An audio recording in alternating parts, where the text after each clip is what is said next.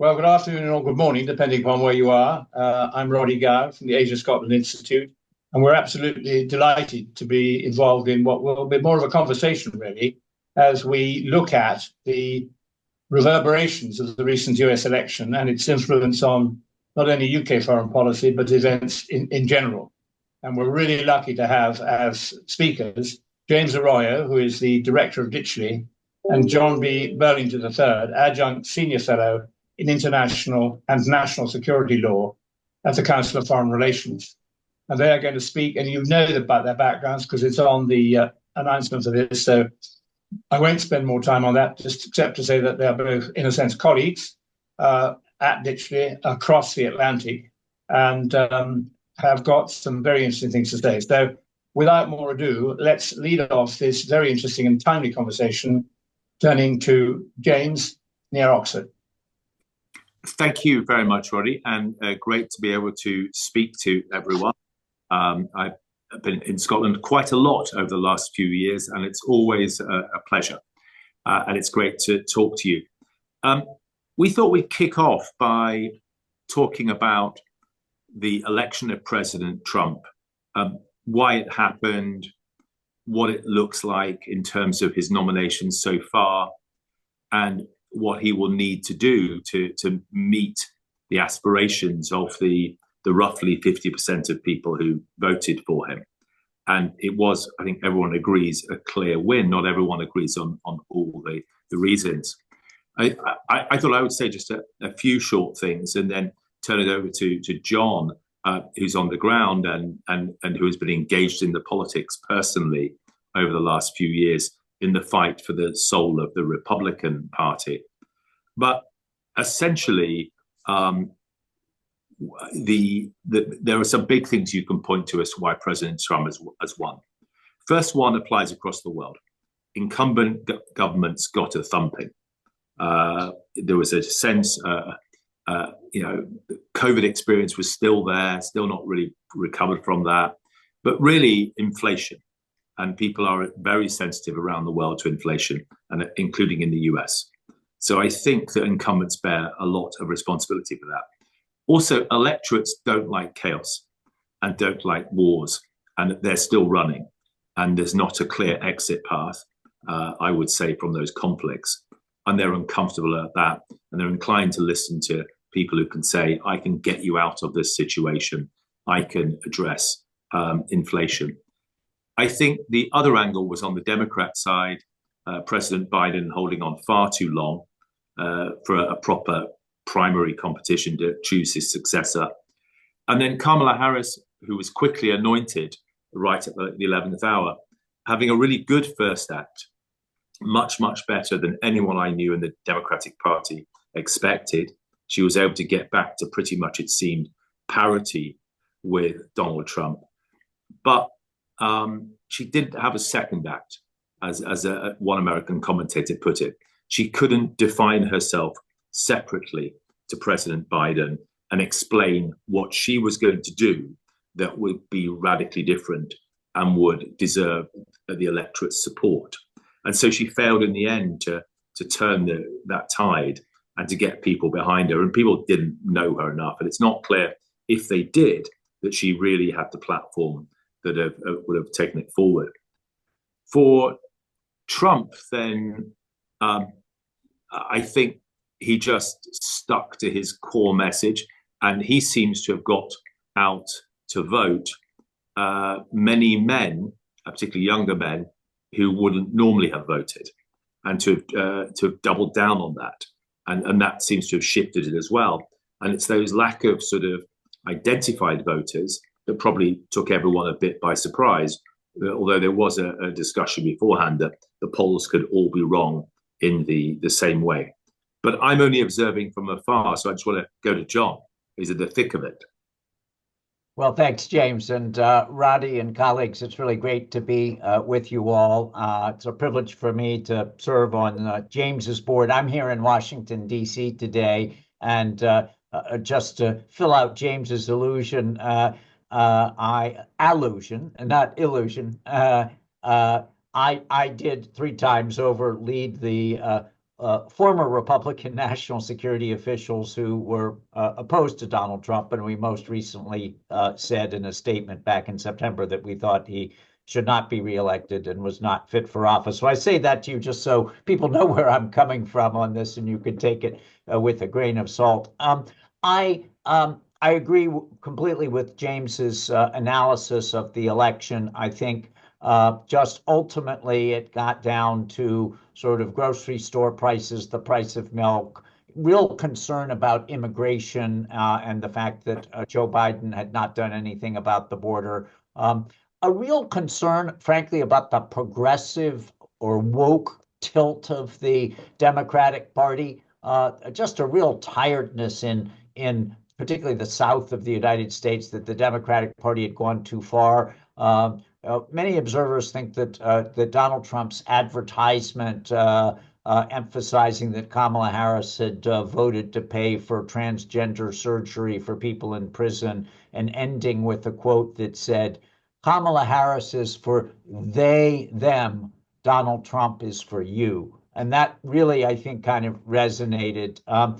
What I think, though, this is important, though, that voters were not voting for, because it's easy to think the other way, including me, is, and for our friends in Europe who really do think that the U.S. has been knocked a bit off its pedestal, is I don't think this was a vote by many, many Americans for Donald Trump's policy of retribution, to weaponize the Justice Department, to prosecute his political enemies, to really to become a dictator. You know, a lot of us have been concerned about that, and we'll have to see what actually happens. I don't think American voters were voting for that. And in fact, when Kamala Harris and others, including me, said we're concerned about that, I think they felt, you know, they voted in spite of those issues, not for those issues. And we'll now have to see what happens over the next 4 years. If Donald Trump really does weaponize the Justice Department, try to prosecute Joe Biden and his family, use the FBI to his purposes, you know, he may lose a lot of people over time. But the election itself was really about bread and butter issues, and the fact that, frankly, people were preferred sort of the devil they knew rather than the devil they don't. They just didn't know enough about Kamala Harris. Thanks, John. I mean, just to sort of come back in and build on that, I think that the jury is out on how this administration is going to play it and how it's going to turn out. If you look at, and we don't need to get too into the details, but if you look at the people Donald Trump has nominated, there have been some really alarming suggestions. There's Matt Gaetz, who some people may have heard of, for Attorney General, an extremely divisive figure with many questions about his own integrity and totally unsuited for that role. And you know, why put him forward? And then there's Tulsi Gabbard. And James, he withdrew, didn't he? Yeah. So just going back to that, so Tulsi Gabbard for Director of National Intelligence, I think, you know, most people say she would not. She was a former Democratic Congresswoman, extremely eccentric positions, and most people think she wouldn't get a security clearance in a standard administration. Now, as Roddy said, Matt Gaetz has already withdrawn because, quote, he had become a distraction, and President Trump has nominated someone less outrageous for the position. And Tulsi Gabbard, most people I've spoken to think will just not get confirmed. The Senate has to confirm some of these key positions. If you look at others where Trump could have chosen someone, you know, really, if he wanted, right from the very far right of his movement on national security. He's not done that. He's kind of chosen a sort of recognizable figure. He's also chosen Marco Rubio for Secretary of State, who again is, you know, recognizable Republican with a strong national security set of beliefs and tendencies.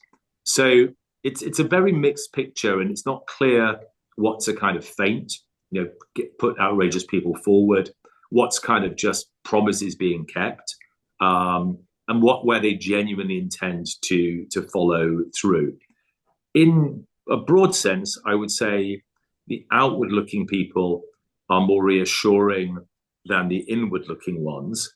but we can't see which of the inward-looking ones, the domestic people, will get confirmed and which won't, and how long they'll last, particularly those who are not qualified.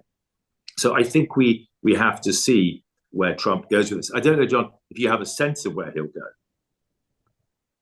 Hard to know. On our side over here, of course, much talk about the real motley crew of people who he's appointed. A friend of mine and James said recently that it reminds you of the bar scene in Star Wars. The head of Worldwide Wrestling to be the education secretary. In the health area, and this is new from the first term, and we'll have to see how it goes. It's really unsettled a lot of physicians and medical experts, not my area, but 3 or 4 appointments, including Robert Kennedy, who's a well-known anti-vaxxer and doesn't approve of fluoride in the water and so forth, but to a number of different positions who are really out of the mainstream on health issues. And will they take this administration really to a sort of a conspiratorial direction? This is mostly a reaction, I think, to the shutdowns during COVID and getting people focused on vaccines and so forth. But there are, as James said, there are a few appointments that are just absolutely normal. Most of the people in the first bucket are people who were picked by Trump simply because they were close to Trump, that their defining characteristic is that they were incredibly loyal to him. Trump has said publicly, "I like people who like me." Here's, though, I think something that we'll all be watching is the second tier. This top tier of cabinet secretaries has, frankly, alarmed a number of observers in the U.S., other than people like Marco Rubio. But we're already beginning to see the deputy secretaries, and those seem to, by and large, be a more stable, experienced group of people. We saw that in the first Trump administration, and it was really significant. These were the people who were the guardrails. They weren't the deep state, because they were not sort of career people who had been there for a really long time, but these were really competent people. I have to say, many of them came out of the Bush administration and were willing to serve in the Trump administration, and they were the deputy secretaries of state and defense and justice and the deputy national security advisor. These were the people who really pushed back on some of the crazier ideas in the first Trump administration. We're already seeing some of those either appointments or rumored appointments in this administration. And the question is, will those people once again provide the stability to the government? John, can I ask you and James to sort of just shift us now towards the issues of foreign policy, which of course will affect us more than some of the domestic things, although we'll talk about tariffs here in the United Kingdom and of course in Scotland. Where do we see the US foreign policy going? What do these appointments suggest is going to happen? James? I think at the highest, I mean, President Trump has talked a lot about imposing tariffs on China. We'll get later on into the economics, but that sort of shows a direction of challenge to Chinese economic growth, to what President Trump sees as Chinese taking America for granted as a market and flooding America with cheap products and undermining American reindustrialization. So I think there's going to be continued rivalry and challenge with China, and there'll be a lot of continuity with President Biden's policies regarding technology. That said, I think that Trump has shown in the past he's much more open to try and find a deal. He doesn't like the idea of wars. He doesn't think they're good for business. He doesn't think America should fight other people's battles for them. To an extent, I think that even applies to Taiwan, where American interests are really engaged in terms of China's freedom of maneuver in the South China Seas and in the Pacific beyond, and of course also in terms of production of silicon chips. So people I know who are watching this very closely because they're China hawks are a little bit worried that President Trump, as well as challenging China, might be tempted to make a deal which comes down to a grand bargain. You give America more space to reindustrialize. We slow down on security alliances against you and measures to try and push back your own industrialization and your own innovation on crucial technologies such as AI, quantum, fusion, and so on. So I think on China, he'll put pressure, but the pressure is to try and get to a stable deal, at least for his presidency, and keep America forging ahead. At the same time, I think he'll still spend lots on defense and try and make America strong, but not to use it. On Russia, then, he's famously said he wants to bring the war to an end. He thinks he can do it in a day. I suspect at the moment he's supportive, although he will never say so, of President Biden trying to increase the pressure on President Putin by allowing more use of weapons. He needs pressure on Putin to get to a deal. So I think the challenge there is he can certainly pressurize Ukraine. The question is, can he have Putin delivered to a point where Putin will make a deal that Trump can sell? So I think those are the really big picture items in terms of foreign policy. One more thing I think for allies. I think that we're in a little bit of a grey period at the moment. Not quite a fool's paradise, but I think that at present there is not that much pressure on Europe and on the UK to toe the line on an American approach to China and to China in Asia. I expect that to change. I think they will come in, the Trump administration, and say, we're footing 60% of the bill for NATO. You want us to deliver a good deal with regard to Ukraine. You want us to continue to guarantee your security through NATO. Your side, you need to be on America's side unequivocally on policy towards China. And I think that the people who imagine that there'll be a kind of margin for business may be disappointed. Business, I mean, from the UK or from Europe, I think they'll be disappointed by that. And actually, once the American pressure is real, as we found with Huawei, it becomes very hard to resist very quickly. John. Let me pick up on a couple of those pieces and just go a bit deeper. Sort of where will we see a continuation of the first Trump term and what will be different? It really is hard to tell, but I'll pick a couple of things. One, I think we will see largely a continuation of the Make America Great Again, America First, focused on America. And the obverse of that is really not working so much with allies. Both President Obama and very much President Biden, and then Kamala Harris as a candidate said, America is stronger when we work with allies. We are all about working with allies. Well, Trump has really pretty much said the reverse, and as we know, had a tendency to kick allies in the shins last time around and praise authoritarian figures. And I think we will again see friction with allies. Trump, of course, every article ever written about Donald Trump says, he's transactional. And so he really does not have himself a defining foreign policy. I don't think the people actually he has picked necessarily have defining foreign policies either. There's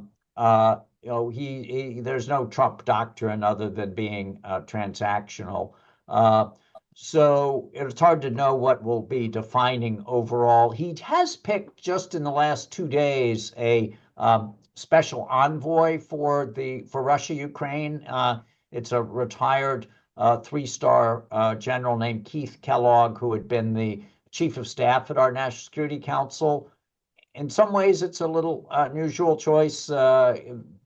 General Kellogg just turned 80, and this will be a tough job to be trying to end the war.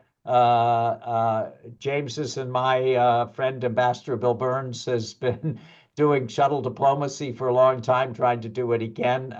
So it's a tough job. On the other hand, Kellogg served all 4 years with Trump before. He's known to Trump. He's a loyalist. And I think one of the first things they will probably do is to threaten to the Ukrainians to cut off aid unless they come to the table. Much talk about will he pull out of NATO. I personally don't think he will do that. He will push the allies hard for more money.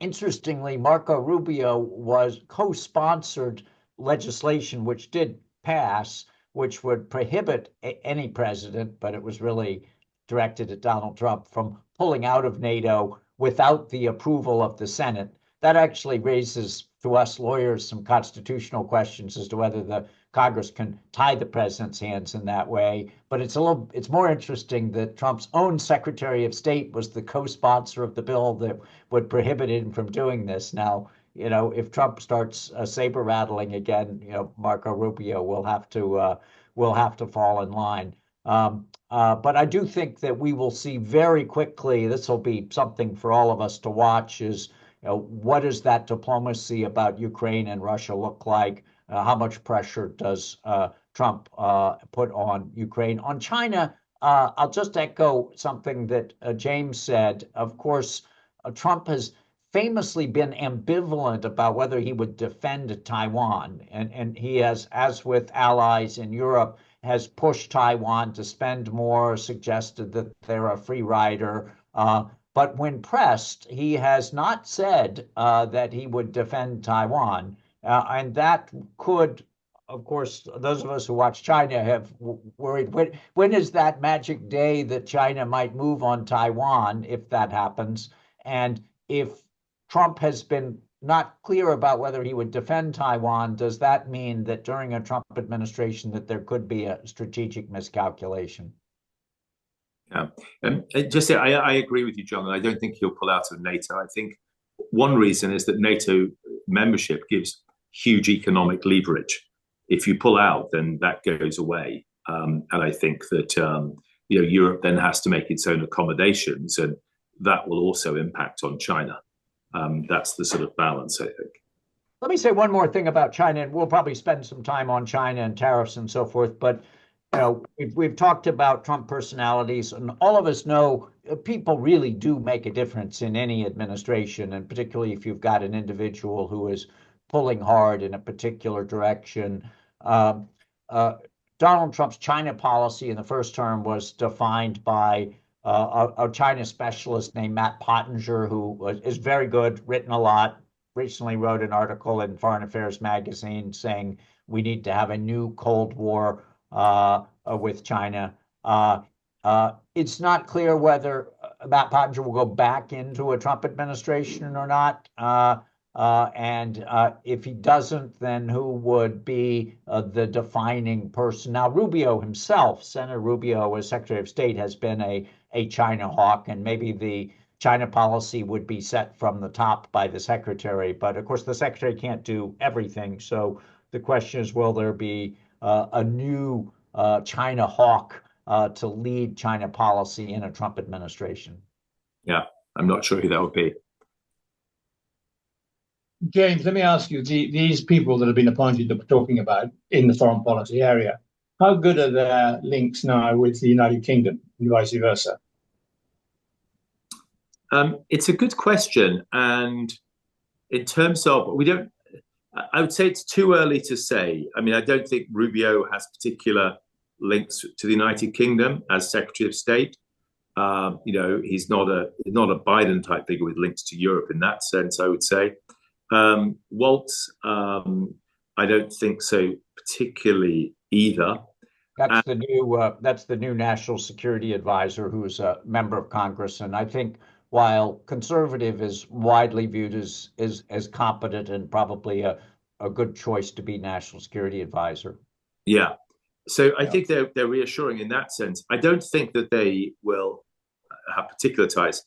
That said, my general sense is that for the UK, there are more chances of a good relationship with the administration than for many other European countries. So, President Trump himself has, wanted to visit the UK. There have been, contacts with him throughout. David Cameron went to see him at Mar-a-Lago. We have had a whole range of contacts with him.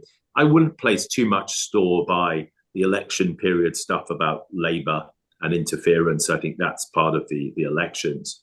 But I think that they will, as they've started to sort of say already, there's two angles that they'll want from the UK. They'll want a clear leaning towards the US with regard to trade and not towards Europe. So I think there's a tension there. I don't think they're particularly looking as to how can we use the UK as a bridge to Europe. I don't think that's how they think on this. And the second thing, they'll expect kind of, strong solidarity on China and thinking whatever that policy is.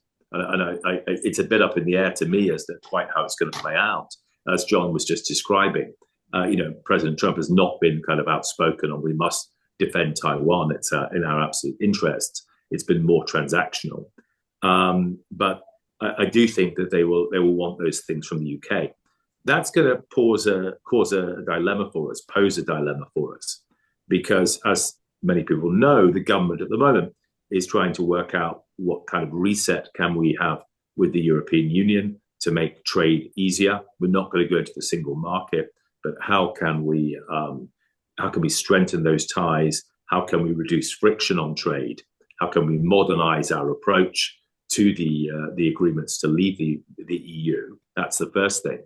And the second thing you can see is that the UK wants, like the European Union, to keep open a wider margin for trade with China and to be able to rely freely, fully on, for example, Chinese production for solar, Chinese production for critical minerals for batteries. All of the batteries balancing the new emerging UK grid, which is essential to the green transition, all of them are made in China. So I think there are some sort of opportunities for the UK, but also some challenges. On tariffs, then, if President Trump does impose tariffs on the European Union, as he's sort of threatened to do, but there'll be downsides to that for America, of course, as well. Then, and say he doesn't on the UK, that's good for the UK in one way, but we'll have to see how the European Union would respond to that. If the UK emerged as exactly the kind of threat they imagined, where we're exempt from some of the tariffs and barriers that face them, they might view us as an offshoot, as a forward deployed base for the American economy. Yeah, more whiskey will be drunk in Europe than in the United States. On the tariffs, of course, that's been sort of the cause célèbre for the last week with the announcement that 25% tariffs on Mexico, Canada, China, and then potentially Europe, and it's got all of the economists saying, is this going to be passed on to the consumers? Could it actually put the U.S. into a recession? If energy from from Canada's got a 25% tax, if vegetables and fruits from Mexico have got a 25% tax, and all of the components into electronics have a tax. One of our big electronics companies, Best Buy, has already announced that their consumers should expect to pay more for computers and televisions. So, the question is whether this will really all happen or not, or is this just, it seems to me, I'm not an economist, that, if these tariffs really are put on, the prices will be passed on to the consumers. The question is whether Donald Trump is just, as usual, using this as a negotiating tactic, and then will back off, not after other countries capitulate fully, but maybe after they do a little bit. And then, as we all know, Donald Trump is very good about, claiming a huge victory, and maybe there's been, a little small bit of progress. as far as what he says he thinks will actually happen with these tariffs, I mean, I've not actually seen him and his trade team really respond to the argument that it's not foreign countries that pay the tariffs. It's the tariffs are paid by the importing company, and then they just pass it on. So why isn't it can be passed on to the consumers? The response in more general terms is, well, this will force more companies to onshore in the United States. It will create more American jobs, both by American companies and then foreign companies who will relocate to the United States. And then we will make trillions of dollars in tariffs, which will offset other spending. I'm personally skeptical about whether that will all happen, but that at least is the economic theory. Yeah, and I think I mean the theory. It's worthwhile sort of saying. I mean, as John said, it's America first. It's less dependent on allies. Some of these policies, if they did work, will have a big impact on us. They'll suck capital into the US. I mean, we'll benefit to a certain degree from a US economy growing rapidly, and that could be an upside. But we could also expect to see capital shift to the US, building in a different way on the impact, for example, of the Inflation Reduction Act, the subsidies for green technologies, and on the CHIPS Act, pulling things forward. So, but as John's completely right, I mean, Donald Trump has a huge track history of promising big actions with massive results, or big results, as he would probably say, and getting a kind of like small win, and then selling it as if he'd done the impossible. It's to many people, I mean, the word nuance doesn't really come up at all. It's sort of a simplistic approach to foreign policy.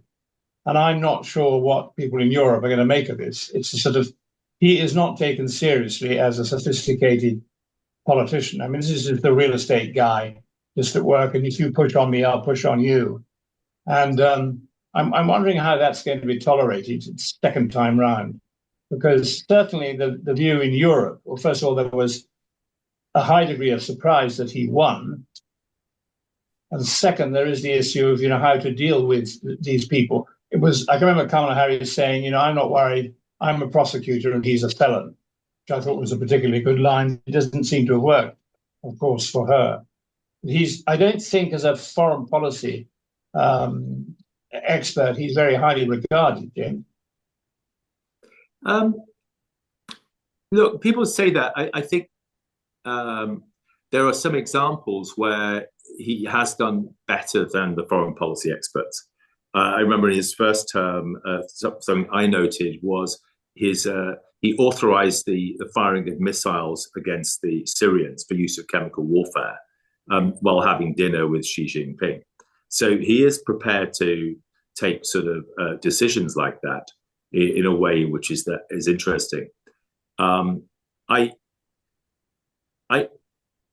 think that there is some power to the way he does things, and on some things there is a degree in which he's right. I think it will be chaotic inside the administration, as it really reportedly was first time around. And if you imagine now what's going to happen, you've got, people have started calling it the first bromance.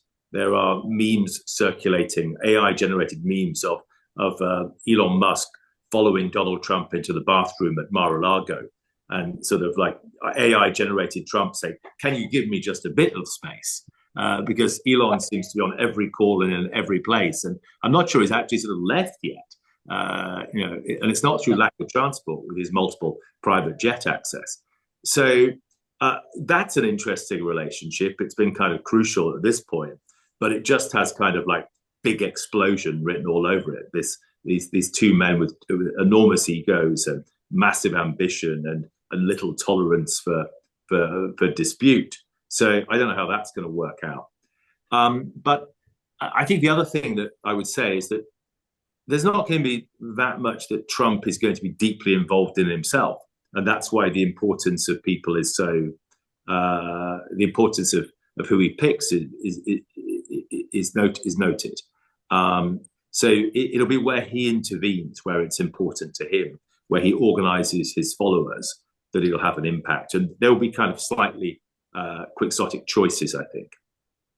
John may have a view on this. John and Pompeo didn't feature on the list at all, somewhat surprisingly. Is there a reason for that? It's interesting. As people will recall, Donald Trump's first announcement was actually a non-appointment. Before he announced anybody who he was putting in, he announced gleefully that Nikki Haley and Mike Pompeo would not be serving in his administration, which really did seem to be a bit of a diss to both of them. A little, for Nikki Haley, even though she came around, I guess that was a bit clearer in that he really rankled with him that she opposed him at all.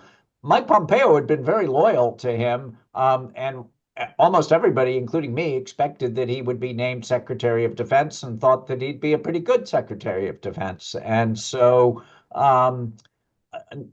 it may be that other people around Donald Trump thought that he was too hawkish, and that Trump, as we've mentioned a couple of times here, is skittish about getting into conflict. Let me pick up on a couple of sort of random points here to fill out the picture on foreign policy.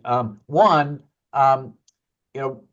there is concern about whether Trump will be played, taken advantage of by some of the big players like Xi or Putin. H.R. McMaster, his former national security advisor, wrote a book just before the election and then went on television saying that Trump really had been played by both of them, and that flattery really gets to him. So I think that is a concern amongst advisors.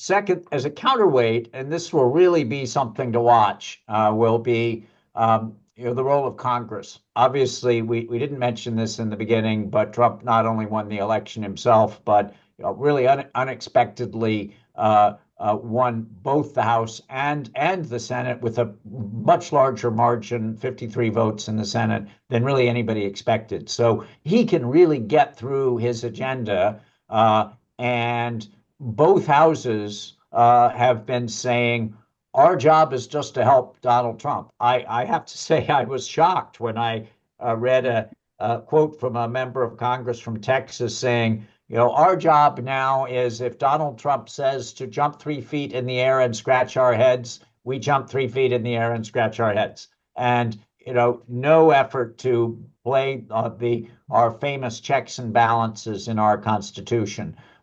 It does seem to be rankling our Senate a little bit, which is famously independent and guards its prerogatives. And as we know, one of the first things that Trump said was, rather than have hearings for some of my nominees, you should just go out on recess, meaning essentially on holiday. And then under our Constitution, he can appoint people without the advice and consent of the Senate. A couple of members of the Senate have suggested that they'd actually be willing to do that.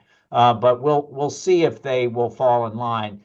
The way that connects with foreign policy, particularly from the Senate, though, is if Trump really takes actions that are outside the mainstream of sort of traditional Republican foreign policy internationalism, led perhaps by Mitch McConnell, the former majority leader, who was very anti-Russian and pro-Ukraine. Will they reel him in? Probably quietly by having senators say to Trump and the White House staff, if you do this, we are just not going to support you. But this is something to watch when, on the one hand, Trump has got a strong majority in the House and the Senate, but if he takes certain actions, including on foreign policy and national security, some of his tariff ideas actually would require legislation, and it's not entirely sure that if he goes too far, that Congress would pass some of the things that he wants. So, we'll have to watch. We'll have to watch that spot. Yeah, absolutely. Can I just pick you up again on the sort of Canada and Mexico thing? That's obviously irritated, both of those countries, in terms of the tariffs on them. What impact is that going to have in the US economy? I'll take a first stab and let James watch from afar. It's obviously already alarmed both the Mexicans and the Canadians. Quite a good deal of coverage on our side, and could really be extremely damaging to both Canada and Mexico, but also to the United States if these tariffs are put on. Today's papers here in Washington report on a call that President Trump had, I think just yesterday, with the president of Mexico, in which the two of them, speaking after the call, gave diametrically opposed accounts of how the call went. They both agreed that it was a good call, but Trump suggested that the Mexican president had capitulated, and the Mexican president, of course, said that nothing of the sort. We're going to keep the borders open.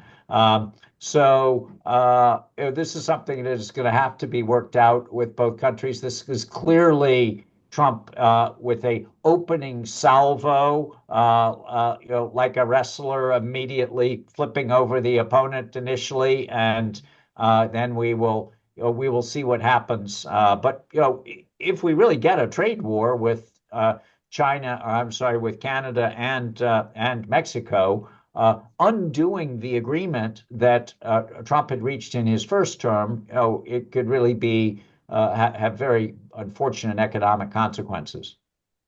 Well, as John said at the end there, I mean, the irony of this, of course, is that this is Trump's own agreement, which he's now repudiating and saying that he needs more from.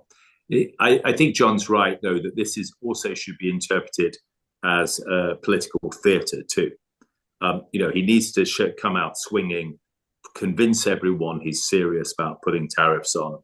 Canada and Mexico are the nearest places, but also in a sense less consequential than getting into a trade war with Europe or with China in terms of that. So I think he's trying to establish a negotiating position by signaling action ahead of when he can actually do it as well. The other thing I'd sort of pick up on is we talked about the inflationary aspect of tariffs. The other potential inflationary thing, well, there are a number, is the deportation of illegal immigrants.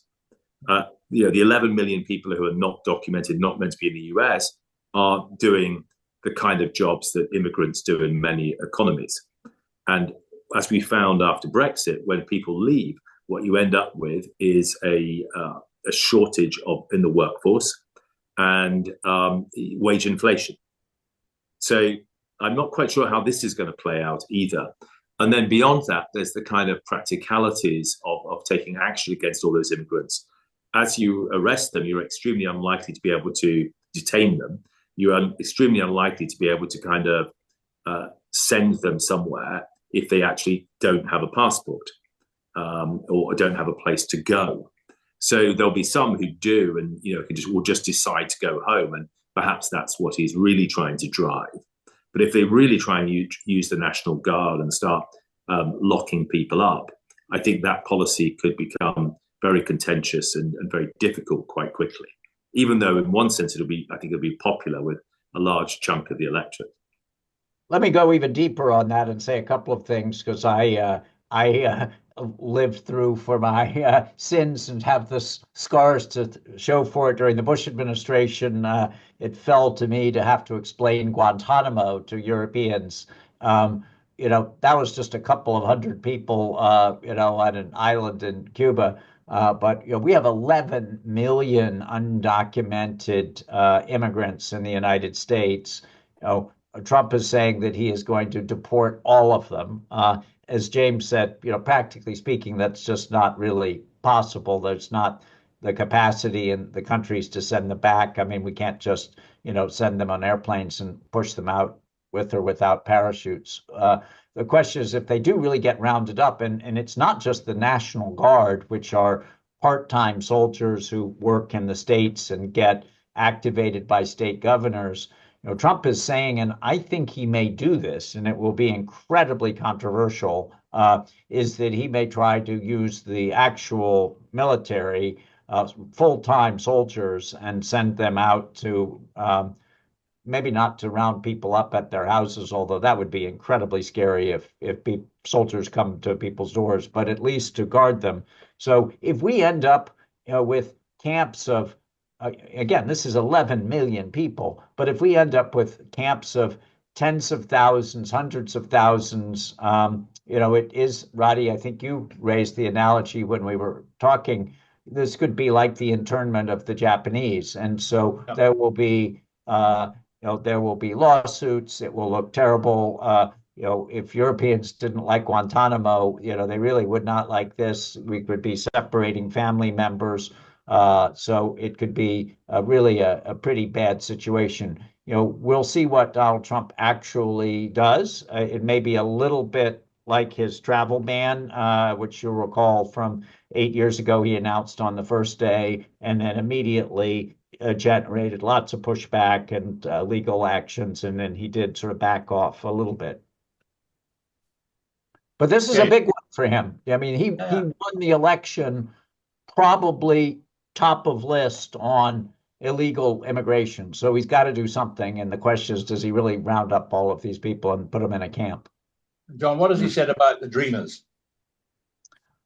That's a good question, actually. These are the people who came illegally as children, usually of undocumented parents, went to schools in the United States, had successful lives. Many of them have, gone to not only graduate from high school, but gone to great colleges, gone to Harvard, won Rhodes scholarships, and been incredibly successful. And Republicans have never really given an inch to say that they ought to be able to stay. I don't know what Donald Trump has personally said about that. James, how do you feel about things that John's been covering? Pretty much as John said, I think this is a big deal for Trump, but it's an outrageous thing to claim to be able to do, and the mechanics of it are difficult. There's a lot of concern about his attitude towards the army. As you probably are aware, the nomination for defense secretary is one of the most controversial. He's a former colonel, and then been a TV commentator on right-wing media, Pete Hesketh, and he's notorious for having defended soldiers, campaigned for the pardoning of soldiers accused of war crimes. But beyond that, there's a fear that Trump will seek to intervene in the top level leadership of the military, appointing loyalists and people who will not oppose him, as he believes happened last time. And the army itself, and the armed forces themselves, are extremely worried about being politicized, whether through the illegal immigrant angle or more broadly.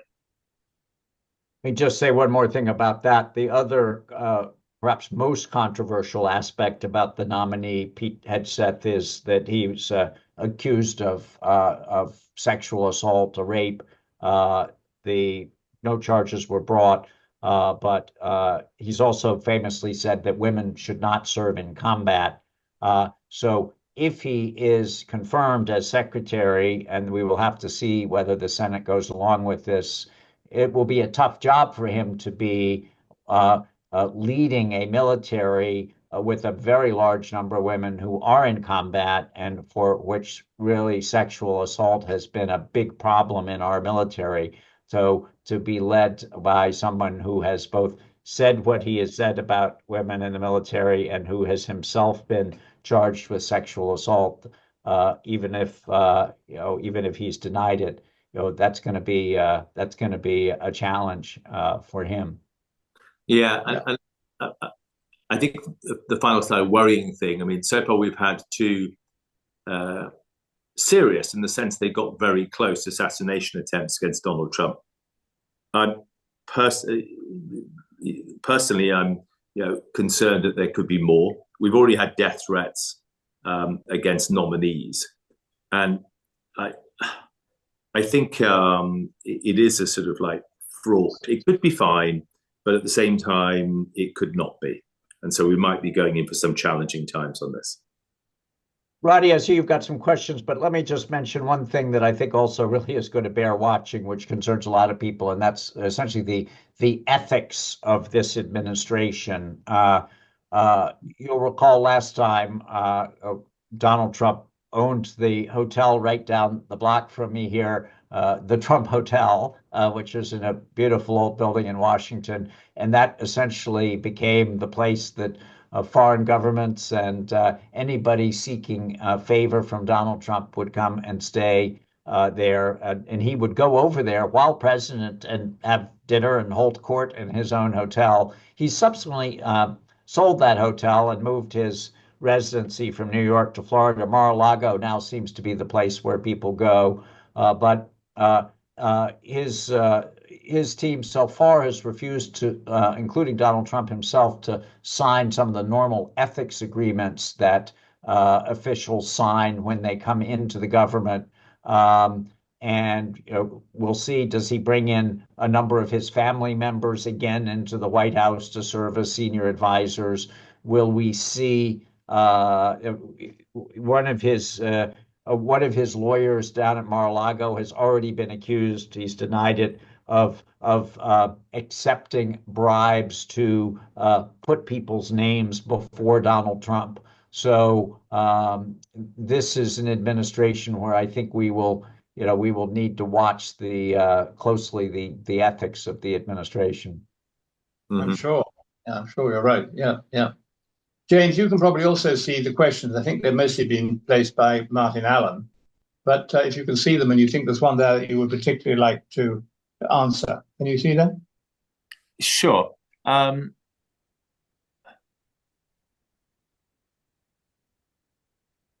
he says, do you not think that he will go after criminals? Not necessarily. Yeah, looking for what I can see them. I'm just thinking which one I might want to go after. Martin, yeah. Thank you for those. Look, I think that Martin's point that Trump could secure the borders with troops and free other agencies to act. I think that's a serious question for all countries, which is there are many factors driving migration. I mean, there's a pull factor because of the economic vibrancy of the US, but that also still applies very much in Europe.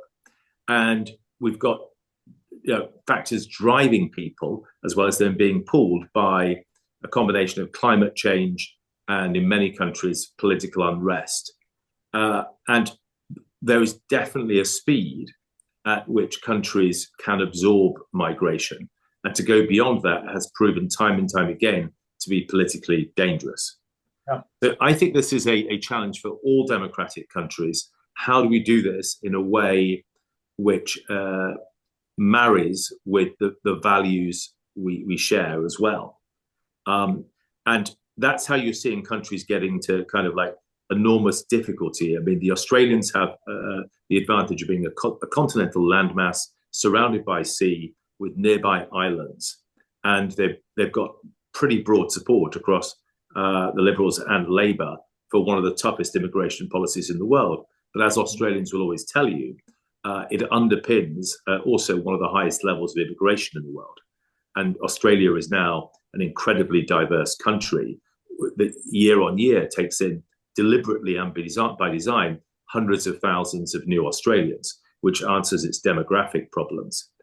The British government got itself into a really difficult situation trying to with the Rwanda scheme, which was just never going to be workable in my view. But you can see what they were trying to get at. Meloni in Italy is trying to work out a deal with Albania. The United States has a very long border with Mexico that's hard to secure, and a huge number of countries from which people would like to head northwards. How do you stop that? How do you secure the border? It's not just a simple, trivial task for the military, even if you deploy the military. So I think that's going to be a continuing problem. I don't think Canada is the same level of issue that has been implied by the equivalence. I'm not aware a flood of Canadians looking to join America. But I might be wrong on that, John. There might be more illegal Canadian immigrants than I imagined. Well, right now the joke has been a bit more whether Americans are wishing to move to Canada right now. But to the questions, will he go after the criminals first? Right now he is saying Trump and his colleagues, Stephen Miller, who's been his immigration lead, is saying they're going to try to go after everybody. But I mean, it is an incredibly large number, and to the point that you and James have both raised, what is the effect if we start trying to take out a lot of workers out of the economy? We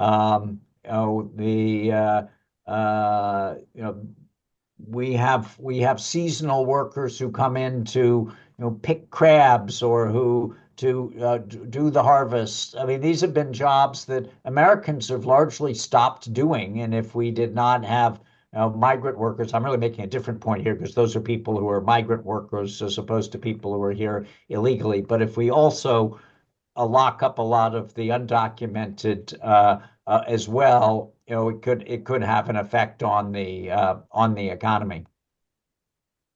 Yeah, I agree. We've come almost to the hour that we've allotted for this webinar, and we might just sort of try and pull things together. James, is there anything you'd like to say as we conclude, and then I'll ask John, and then I'll wrap things up? Sure, Roddy. We've had quite a lot of discussions here about how to engage the Trump administration, and I think it's really important that we, first of all, acknowledge that, as the Democrats clearly have, that Trump won the election. And no one is pushing back on that. And I don't think kind of a European view of, this was surprising and so therefore something has gone terribly wrong is actually helpful. I mean, he won the election. He won it despite, I agree strongly with John, despite all the many of the unorthodox and potentially dangerous things he's threatened to do. I think he won it because of inflation and immigration. And those are kind of standard political issues. I think what we can expect him, it's, to do what it says on the tin. He may not do it well, but to put America first. And we're going to have to try and work out what's an effective way of engaging transactionally with the administration on the things that matter most to us. I think there are two big thoughts for us, though, which is, he's going to try and drive the American economy forward with deregulation, cheap energy, a reduced emphasis on climate change. And it is going to go quite quickly, I think, plus innovation, and try to make things more efficient in government. And I do think there'll be a flow of capital and business interest to America. We have almost a 20-year problem now in the UK, perhaps even longer, of poor growth, poor productivity growth. And if we don't fix that, we're going to go backwards, I would say. And secondly, and this is the challenge, those challenges apply equally for Europe. And then the second part of the challenge is we're going to have to expect to be more independent in terms of defense, just as defense becomes more important. So we're going to need to be more productive, more economically powerful, if we possibly can, and we're going to have to spend more of that on defense if we want to be able to secure our countries. So I think there's a challenge in what Trump is going to do, and it sort of falls to us to work out how we're going to respond to it while engaging with them in the best way we can. Thanks, James. John, I'll be quick since we're at time. I'll say two things. One, we didn't discuss the Middle East, which is also a bit of a wild card. And I'll just simply say, Trump could do things in that could go really well out of the mainstream. On the one hand, he could get into a war with Iran. On the other hand, since maximum pressure, which was the policy the first time, didn't work, maybe he'll go completely opposite extreme. The Iranians are obviously feeling a bit bloodied after Lebanon, and maybe Trump will try to do one of his famous deals with Iran. We'll also have to see what happens in Israel, and if Israel, frankly, does something because of right-wing politics in Israel that's really aggressive, like annexing larger parts of territory. We have to see how the Trump administration responds, and does that result in a divide between Europe and the United States? So we'll have to see about Middle East politics. At home, I'll just end where I began, which is there actually are quite a few good people who are going into the administration. The cocktail party talk here in Washington is, should you go in or should you not go in? Is it better to, people see what happened to people who went in last time and then got pretty bloodied. But good people are going in. We hope our institutions will hold. Our courts will hold. We hope that the Senate at least will do its job. And I think this is really where our allies can talk to those people who take these, all the jobs, but particularly those second-tier deputy secretary, other jobs, to talk about the interests of allies and to help the United States through this period of time. I saw that in the Bush administration when, after our first term, the Iraq War and after 9/11, we had a good deal of pushback from allies, and I think we would have maybe recentered anyway by the second term. But part of that recentering was hearing from our allies with objections to U.S. policies at that point. So I'll end on an optimistic note to say that I think there really is a role for allies to play during these next 4 years. John, thank you. James and John, thank you very much. We've spent an hour talking largely about, I suppose, what are the known unknowns, because this is speculation, a lot of it. And although we know the names of people who are being appointed, they are not in position yet. And when they are, we're not quite sure what they will do. But I think it's a reminder to everybody on this call and those who will see the YouTube recording afterwards that we're dealing in uncertain times when certainty is much needed in many parts of the world, not only Europe, but of course also Asia, as John has said. So to both of you, in your respective places, thank you very much indeed. From Scotland, have a very good weekend. John, yours will start slightly later than ours, I suspect. But gentlemen, thank you very much indeed. Very interesting session. Good to be with all of you. Take care. Good to be with all of you. Thank you very much. Thanks a lot. Thanks, Freddie. Bye now. Bye.